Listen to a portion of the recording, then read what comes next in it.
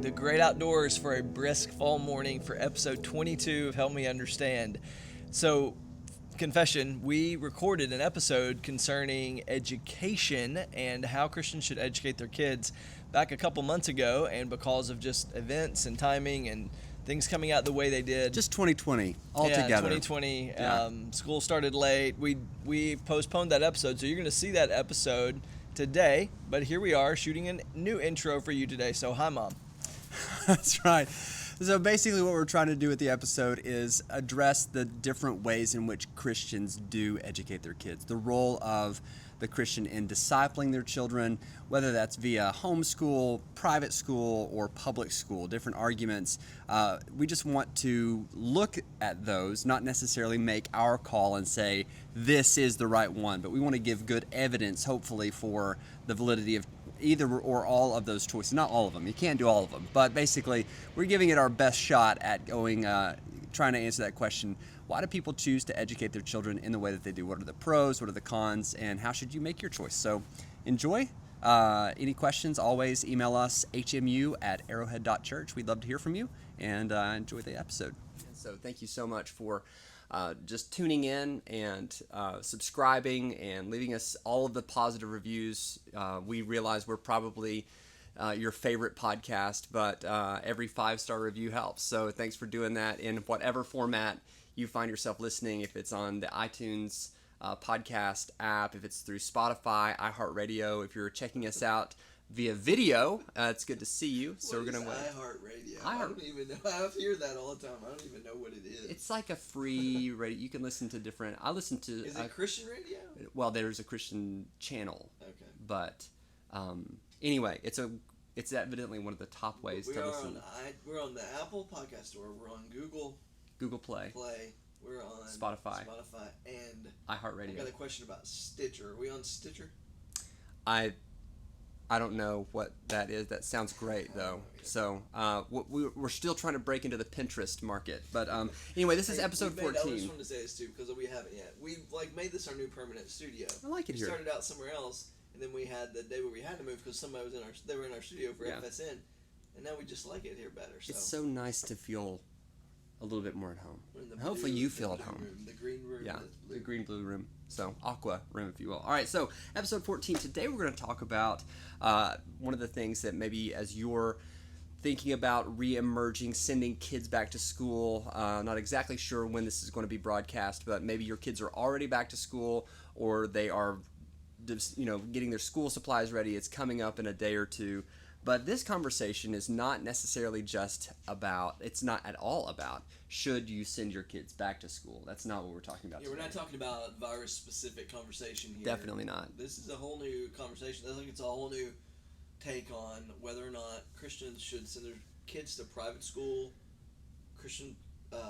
homeschool. What did I say? Private school, public school, or homeschool. That's right. Those are 3 options we're going to look at today. So what we're trying to do is... We're all trying to make decisions with lots of different assumptions these days. And so we realize that a lot of people are going to be doing some of these things for the first time. First-time homeschoolers, first-time private schoolers.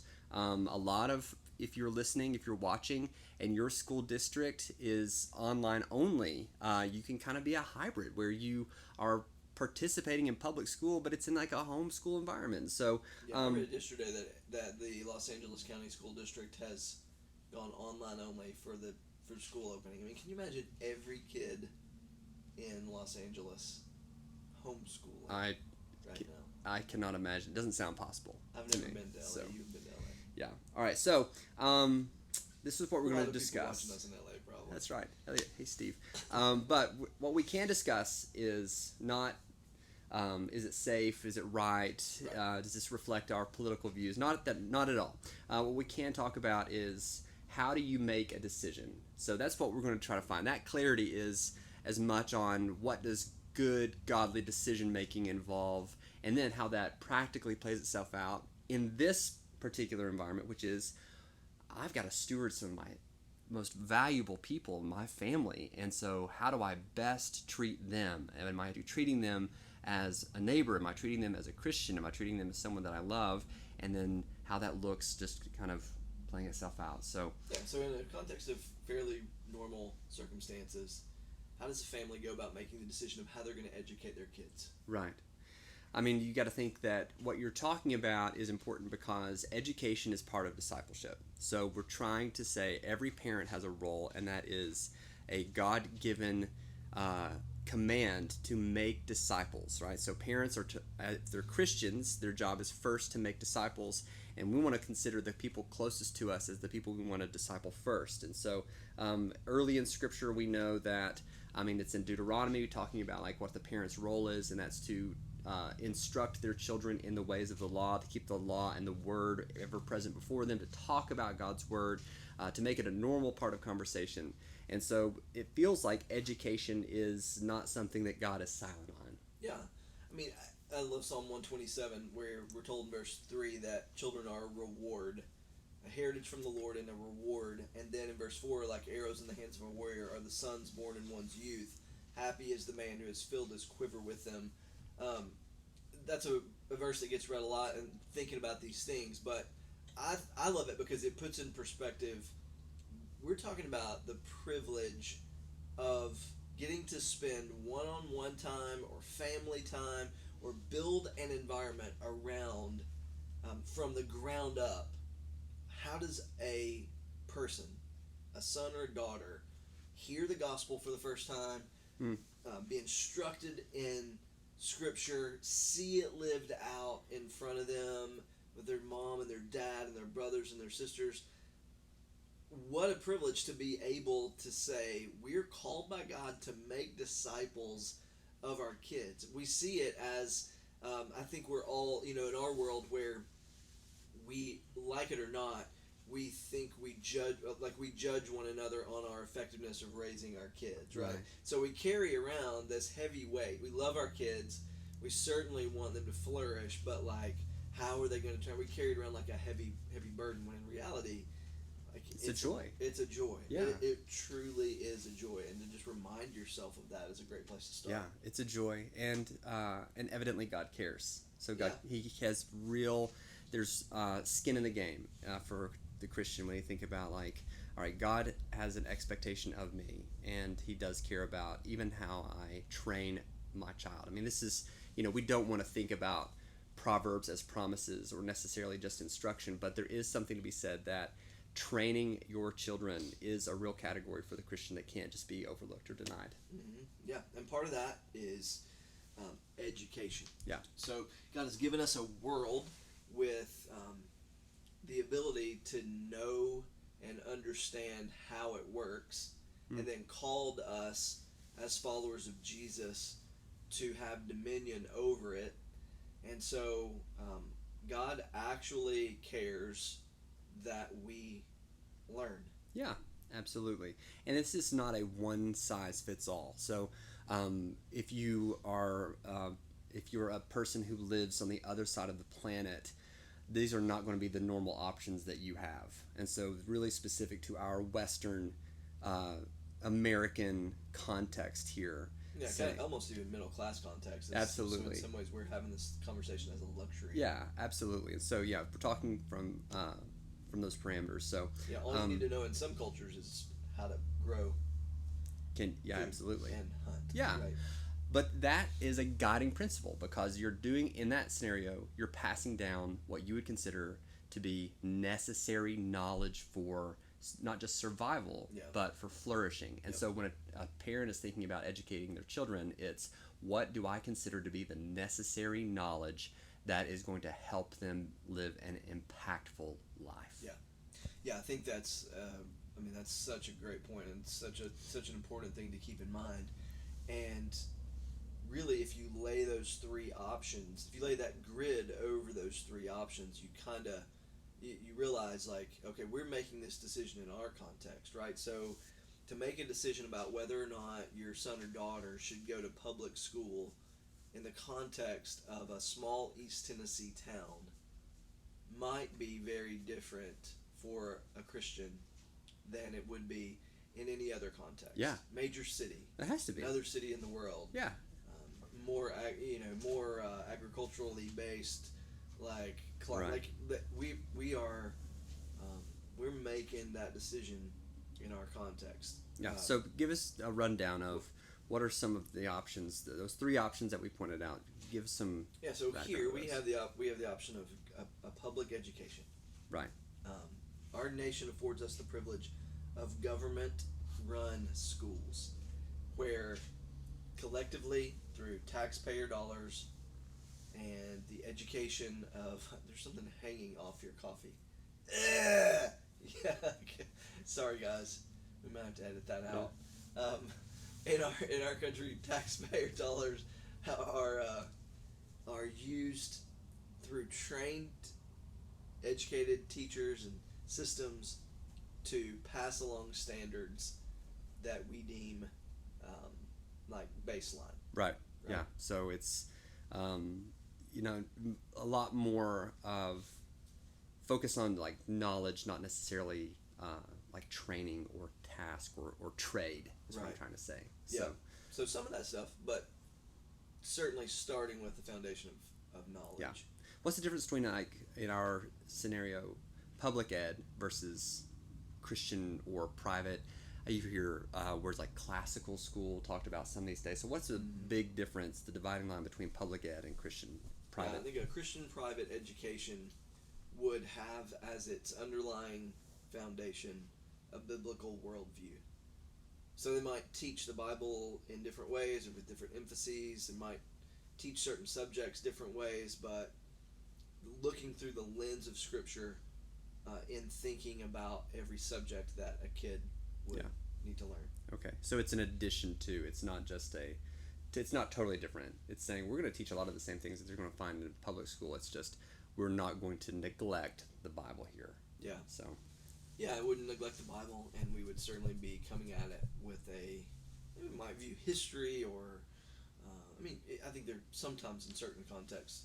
Maybe science, some of the creation stuff. Science for sure. Yeah. Absolutely. All right, and then at home. So at home, you'd say parents, they are the ones who are making all the calls. They're developing the curriculum, selecting it, deciding who is going to go to what co-op, what subjects, how they're going to do grades. But still, even for homeschool, it's not just do whatever you want. There's still, like, even in a homeschool context, there's homeschool standards. Sure. So if you do want to go on to college or university, you still have to be able to pass a certain set of tests. It's just you're going to get your training at home and not in a public or in an Christian American context. You still have to meet certain standards. Yeah. So. Yeah, and we all found with no school. That's right. Post coronavirus, homeschool is not always all it's cracked up to be. Yeah, it's a lot harder than I thought. Yeah, homeschooling is growing. There's a quote according to the National Home Education Research Institute. There were 2.5 million homeschool students in grades K through 12, growing at an estimated 2%, possibly slightly higher every year. Before now, this influx of This is just homeschool. This is not people who are doing Google Classroom from their public school. This is like people who are dedicated. Parents are giving the instruction. Yeah. Okay. So how do I make that decision? I mean, what's my first step in trying to decide what's best for my children? So for me, I think it's a sense of calling, a sense of conviction.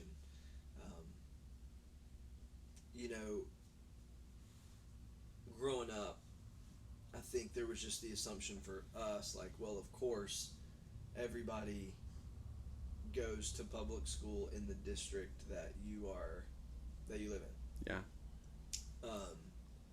That's true. It was such an outlier to finally, like, you meet someone who goes to a private school and you're, well, what is it like? You have to wear, like, ties every day, and it's, but it was really like, it was the generally assumed everybody goes to public school. Yeah, I mean, we would have people that I, went to school with one year who the next year decided to go to, like, they would go to Knoxville for private school or whatever.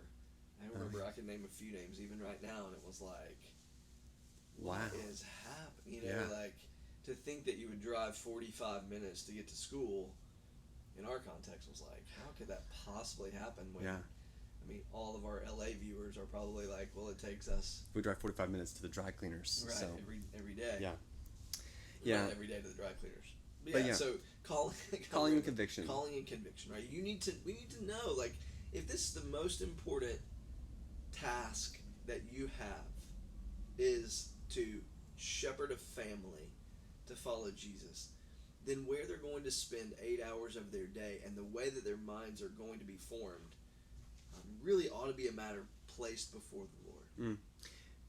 And you would say maybe that's not necessarily just the where, it's when you make that decision of where, you're saying who they're going to spend 8 hours a day. Yeah, people. Yeah, that's right. Absolutely. Yeah, so both students and that's those right. influencing. From that's right. So, education. but yeah. So, and that's why is that matters, because I mean, we're 8 hours a day around these people. I mean, you can't help but think that even with the best intentions, like, there's going to be some residual effect of being around other people. You're going to be influenced. You're going to be formed. You're going to be shaped by other people.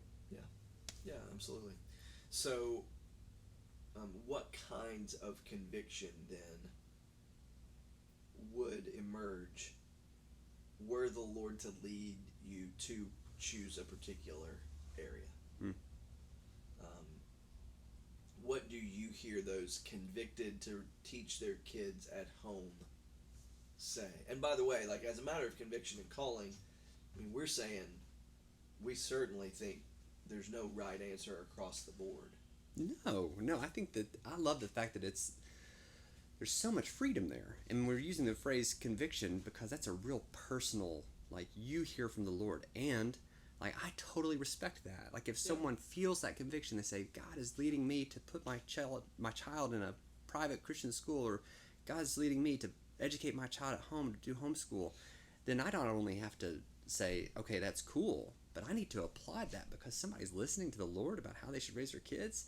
That's amazing. And so, not a right or wrong answer, it's just what version of right is best for you. Yeah, so if someone were to choose to educate at home, what kinds of convictions do you think the Lord would often use to draw them to that place?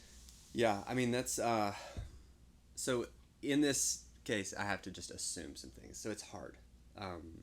But I think you think, if God has asked me to disciple this person, then I need to take that responsibility. So I would think they go, all right, if God has placed that responsibility on the parents, then parents are the best at it.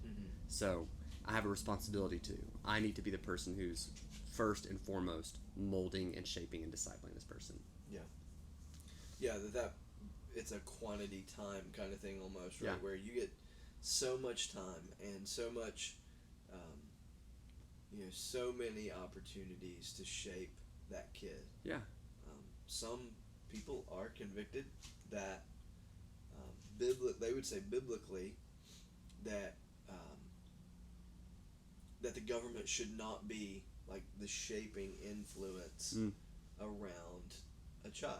Yeah. Now, someone else could be convicted to say, I don't think that means the government is the shaping influence of the child around the child. But yeah, the parents. Someone could be convinced that parents are the means of education, and then also I think just from a character perspective, that so much is formative from the early days. Yeah. That to guard and guide from close up serves a child best long term. So in those early years, they should be in the context of a nurturing home. Yeah. So assuming the best, this is not a fear-based approach where you're saying, I don't want my kid around XYZ that's going to be really harmful for them. It's, I feel this sense of responsibility and weight from God, so I'm going to follow through on that. Yeah. Okay. What about Christian private? Yeah. So I mean, the way I hear this happening, and so there's in our area there's a large growing Christian school where lots of people, even from within our church, it seems like almost every week I fill out a reference for someone who's sending their kids to the new Christian school, which is opening up. And so I think there's a conviction that parents don't necessarily have to be the ones teaching their kids everything, every subject, that there's a way to find an institution with whom you agree doctrinally, who then could shape a child And so that others might teach, but that you would want that to happen from a biblical worldview. Yeah. That might serve the child best in their formation. So they would say, I need to find somebody who would say the same things I would, but is just professionally trained to do so. Yeah. Yeah. Okay. Yeah, I think so. And that character is formed best by, they would say, if character is formed in those early years, then I want that done in the context where Christian conviction is taken very seriously, and the Bible is part of that development. Yeah. In the educational system. Yeah. So, we're not saying, I don't think, and we'll get there next, but for parents who would choose to send their children to a public school, it's not, the implication is not, you don't think the Bible's important. They're just saying, this is not necessary for this educational part. Like, you can learn math without the Bible. You know, you can discover you can study history and see that, like, you don't have to read through like just the historical books of the Bible to get a sense of history. Mm-hmm. And so it's not that it's neglected, it's just this is an extra emphasis in the Christian private. Right. Yeah, so from a public school perspective, which is where both of our kids are. And all four of them. Yeah, both of us. Both of ours. 4 kids total. Yeah, that's right. Yeah. So you are, I think I said this on another podcast, but you are the son of 2 public school teachers. I'm the son and a nephew and the husband of public school teachers. Yeah. Yeah. You are surrounded. I live in public ed, man. Yeah, that's so. how you fight your battles. Public education for us is, for our family, like the conversation often revolves around, especially doing what we do. We don't have a lot of regular interaction even with the public, right? Like we're here we are, holed up in some bunker backstage behind the church. When people say evangelize your coworkers, we go, hopefully that's done. Yeah, here at the church. Yeah. So often, our kids find themselves in that same kind of environment, mm-hmm. and so we're blessed with godly teachers at our local public school. Incredible environment, and it feels right for us to have our kids go to public school. Learning, meeting people of all different type backgrounds, and we feel like when I say we, I mean Sarah and I'm not speaking for you and Lane, but we feel like it's best to have our kids in that environment. Yeah, and so that environment meaning, when you say backgrounds, I think it's important for me to say that it's not just a spiritual diversity that I'm wanting to include there, but also an ethnic diversity, socioeconomic diversity, because I do want my children to see, and I don't want to speak for you, but we're being very polite today. This is so nice. We don't want to offend anyone. Yeah. But it's I want people to see that there are people who come from different places and they still have value, and you need to be around them in order to gain that sort of perspective. Yeah, and I love the emphasis at the new Christian school in our town that they want that as well. Sure. They're looking for ways to make that a possibility financially and by all kinds of means. Yeah. Okay, so quick applications.